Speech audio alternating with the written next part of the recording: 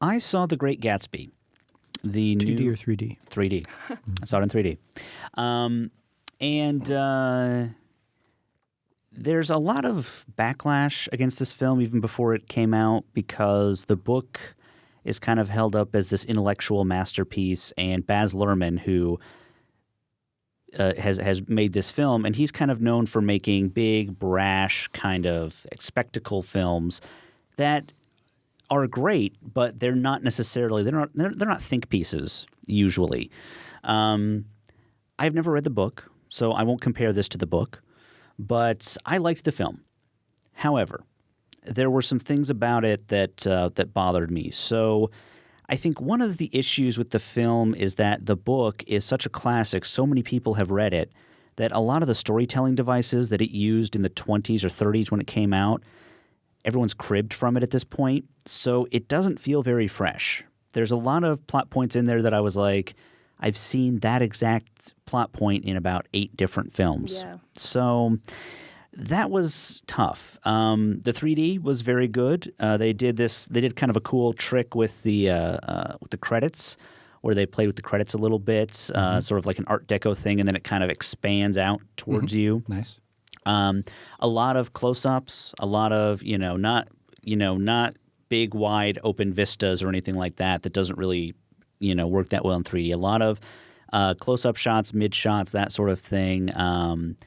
You really got. I feel like it added something to it. A lot of small rooms where you could just kind of explore what's happening in the room and see all the different things within the room. As far as the story is about a young guy who moves to New York in the 20s and becomes a bond trader before the Great Crash in 29. And his cousin is married this very wealthy guy. She lives across the bay. So he goes to visit his cousin and hang out with her. And he moves in right next door to this huge mansion. And the guy living in the mansion next door is Gatsby. And he throws these wild, crazy parties every weekend that everyone in the city just shows up to.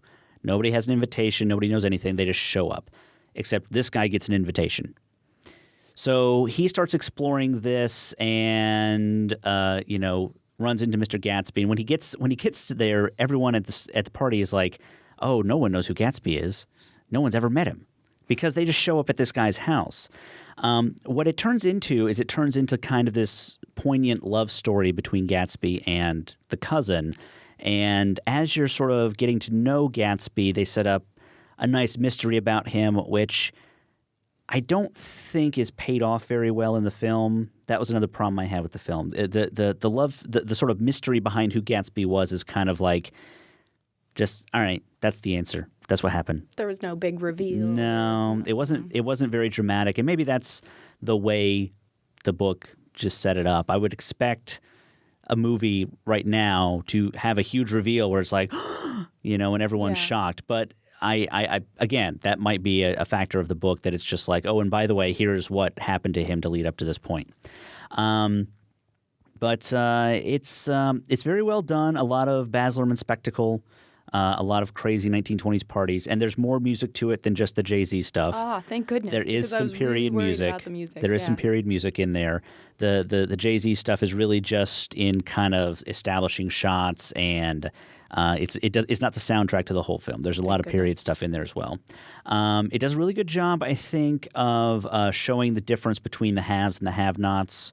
That's something that's a big factor in the film of like, okay, here are these people who the people who are very rich and live on this West Egg Island, they drive basically through this hell of a coal pit to get into the city. So it's like between the rich people and New York City, there is like the coal pits where they're digging up all the coal to power the city and give all the rich people, something to do.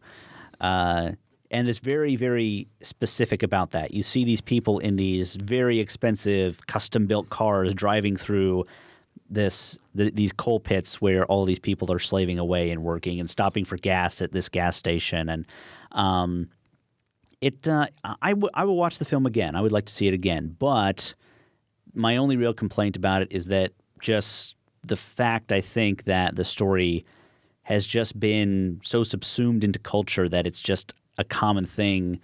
It's almost a shorthand at this point. So a lot of the things in the film that probably were a huge deal in the 30s and were very revelatory then are just not as shocking or surprising now. We've seen the formula. They've several become times. old hat. Exactly. I mean, the other thing the film does really well is Tobey Maguire plays sort of the young guy, and it tells the story from his perspective. I don't know if this is a factor of the book or not, but he's sort of he's in an asylum after the fact, maybe for some kind of addiction or something, and sort of telling the story to his doctor. And then his doctor suggests he start writing it down. So then he starts writing down the story. I do know from reading about this that that's sort of how the book was written. But I don't know if that's like the character in the book is actually writing it this way or if that's a device in the book or not.